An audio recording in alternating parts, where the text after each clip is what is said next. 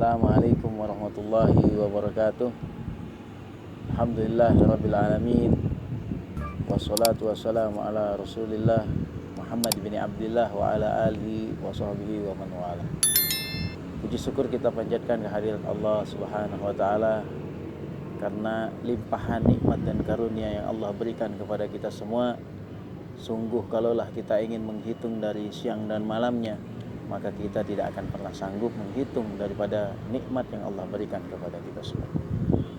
Terutama dengan beradanya kita di bulan yang penuh dengan keberkahan, yakni bulan Ramadan, yang dimana Allah Subhanahu wa taala berikan kabar gembira kepada kita semua, yakni umatnya Nabi besar Muhammad sallallahu alaihi wasallam, di mana bulan yang Allah turunkan rahmatnya, Allah berikan rahmatnya, Allah berikan ampunannya, dan Allah bebaskan daripada siksa api neraka.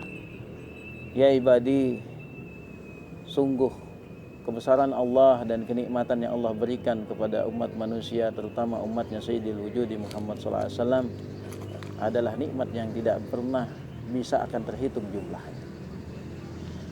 Di antara rukun daripada bulan Ramadan, kita sudah ketahui bersama bahwasanya yang pertama yakni niat. Tapi sejatinya ada hal yang istimewa di dalam niat ini. Niat ini tidak hanya sekedar di mana kita melafazkan niat ketika kita berniat untuk melakukan puasa di esok harinya. Tidak hanya sekedar sesederhana itu, ataupun hanya kita dengan menguatkan bagaimana hati kita bantu untuk bisa mengucapkan daripada niat yang kita akan lakukan, bagaimana kita melakukan perintah berpuasa di hari esoknya. Coba kita perhatikan di mana kita berniat ini dengan tidak kita berniat. Kalau sehari kita tidak berniat untuk melakukan puasa di hari esoknya jam 9, maka kita akan merasakan lapar. Jam 10 akan kita bertambah laparnya, bahkan sampai berikutnya akan merasakan bertambahnya lapar. Bahwasanya ada sesuatu yang istimewa di dalam niat, di mana niat itu ketika kita lafalkan, kita ucapkan di bibir kita, lalu kemudian kita tuntun hati kita untuk melakukan daripada perbuatan yang kita akan barengi dengan keyakinan, yakni niat, di mana Rasul sallallahu alaihi wasallam di dalam riwayat Abu Hurairah dari Sayyidina Umar bin Khattab, beliau Rasul sallallahu alaihi wasallam bersabda, innamal a'malu binniyat, dan sesungguhnya semua perbuatan itu tergantung daripada niatnya. Tapi ada yang istimewa ya ibadi, di mana niat ini ketika kita ucapkan, maka di saat itu pula semua anggota badan kita ini mematuhi daripada apa yang diinginkan oleh hati. Ketika hati ini mengucapkan niatnya, lalu kemudian dikirim perintah itu kepada otak, dan otak mengirim semua perintah itu untuk seluruh daripada anggota badan.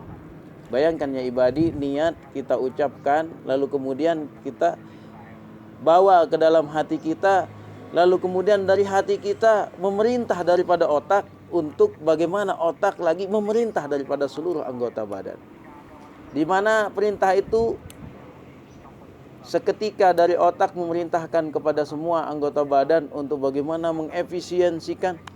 Setelah pagi, maka otak akan bagaimana menginstruksikan kepada anggota badan. Semua organ-organ yang ada di dalam tubuh kita akan mematuhi apa perintah yang ada di dalam otak. Maka tidak hanya sekedar sesederhana ketika kita mengucapkan niat itu, lalu kemudian tidak ada pengaruhnya daripada badan kita, daripada hati kita. Ketika kita sudah mengucapkan niat, maka sesungguhnya anggota badan akan mengikuti semua daripada perintah otak. Maka itulah yang mempengaruhi daripada kenapa kalau kita berpuasa kita tidak akan merasakan daripada laparnya ketika kita sudah berniat.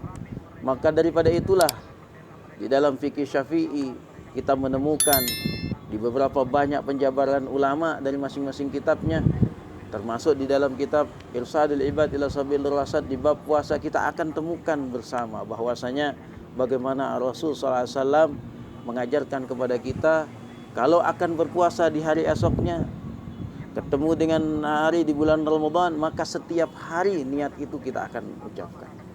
Di fikih Imam Syafi'i maka kita akan temukan setiap malam kita akan memperbaharui daripada niat tersebut. Niatnya itu dimulai daripada ketika waktu maghrib sampai dengan bagaimana waktu subuh itu datang. Maka daripada itu sesungguhnya niat ini adalah sesuatu yang luar biasa.